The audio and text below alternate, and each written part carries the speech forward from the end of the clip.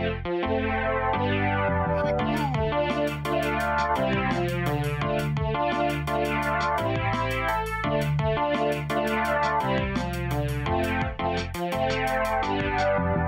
guys, welcome back to the channel. I need to start this video by explaining my experiences with the zombie genre. As a little boy who is scared of everything, zombie movies were never on my need to watch list. The only time I would even consider watching them is when a friend would want to watch them with me. Fast forward to 2010 when a friend wanted to show me The Walking Dead. Now all of a sudden, I'm hooked onto zombies and watching them every single week. And once the show became popular, everything was all about zombies. Zombies this, zombies that. It kind of reminded me of when the Twilight era began, but, not as horny. But in all, I was a part of the group that was craving zombie media everywhere. I wanted it now. I wanted it everywhere. But then it ultimately got severely boring to me during season 5 of The Walking Dead. Of course, this all is just my opinion, because even though I don't like it, the universe is still moving for tough onward, and it just won't die. But for me, Walking Dead and the overall zombie genre became very repetitive and boring for me. I felt like everything involved would follow the same plot and tropes. So over time, I just stopped caring about the genre entirely. Fast forward to this year when I wanted to collect manga, I wanted, and still do, want to collect everything that I could, experiment with all manga that would catch my eye, and that included trying zombie manga.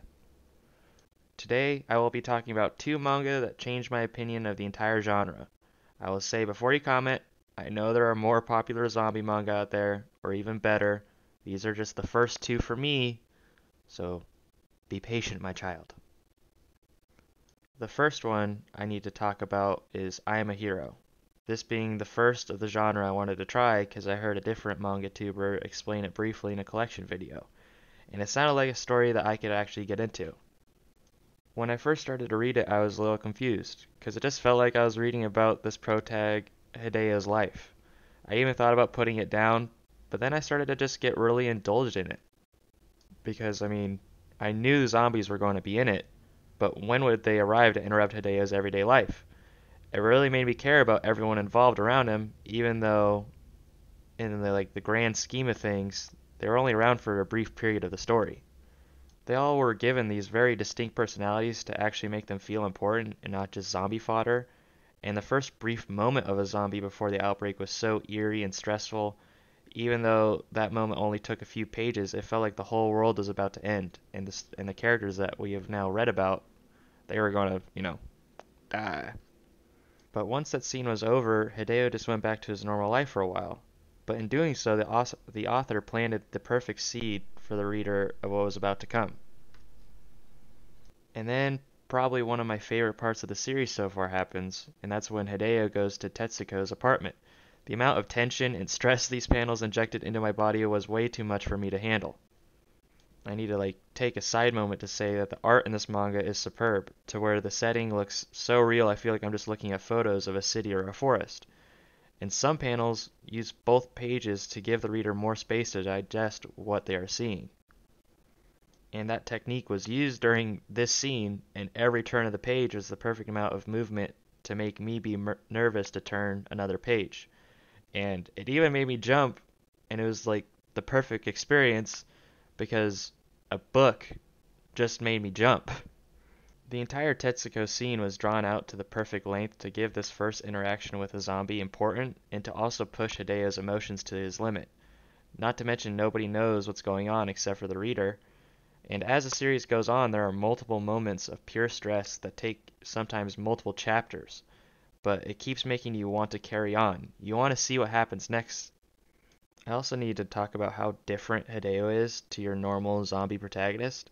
So far, he isn't really the greatest of guys. He is someone who is very perverted and almost needs to be pushed to do the right thing. And even sometimes when he attempts to, he fails. But I think that's what makes him great overall. He is just a guy who so far has just been living his normal day-to-day life and would think to himself that he's the hero. But now he's put into an apocalypse, and now he has to learn how to be. It just makes him a very relatable, down-to-earth character.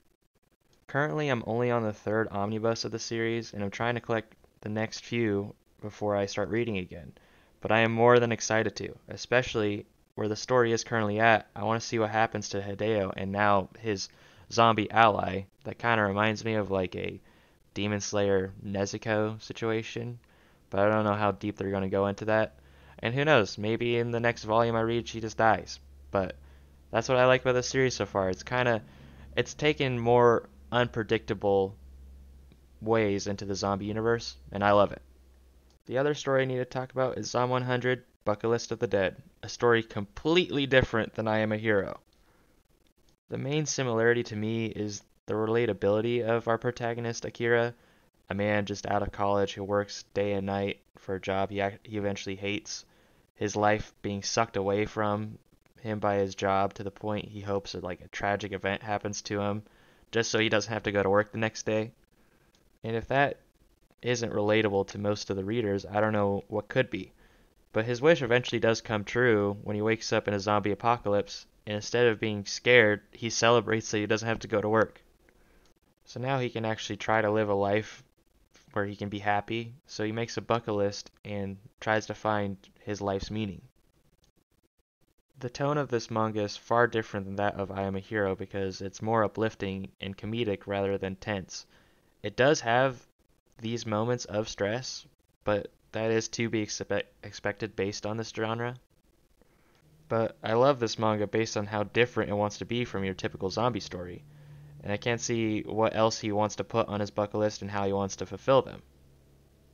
Like, a guy who literally walks around naked all the time in a zombie apocalypse, and our main guy wants to go across town just to get a big TV.